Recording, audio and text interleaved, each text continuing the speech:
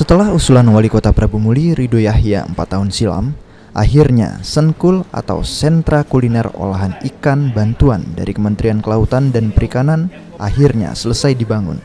Bahkan di Februari sebanyak 7 kios akan mulai beroperasi. Yang perlu diketahui, pusat jajanan ini nantinya akan menjual makanan olahan ikan dan sejenisnya. Selain itu, makanan Nusantara, terutama Kota Prabu Muli, juga akan menjadi daya tarik Senkul yang terletak di halaman kantor di Senaker, Jalan Jenderal Sudirman, Kelurahan Gunung Ibul, Kecamatan Prabu Muli Timur. Asisten 2 Setda Kota Prabu Muli Yusuf Arni mengatakan, tujuan Senkul ini untuk memfasilitasi para pedagang kuliner yang belum memiliki tempat berjualan dengan harapan bisa menaikkan omset.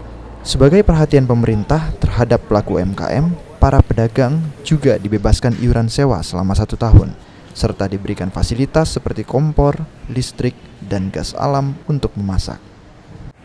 Sementara ini olahan ikan, jadi bersifat ikan, mie-nya dari ikan, baksonya dari ikan, dan satu hal lagi bahwa di sini ada khas makanan Prabu Muli, aneka pindang, aneka ikan bakar, dan aneka olahan pempek yang dari ikan, semuanya begitu. Nantinya karena di sini sifatnya artinya olahan ikan yang bersifat ikan dan kuliner Nusantara. Jadi nanti bisa berkembang, ada soto Betawi, ada konronya Sulawesi, atau gudegnya Jogja, tidak menutup kemungkinan.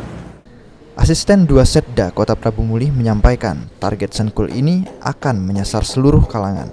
Lokasi Senkul yang terletak di Jalan Protokol juga diuntungkan karena Prabu Muli merupakan kota perlintasan bagi warga Muara Enim, Pali, dan Batu Raja.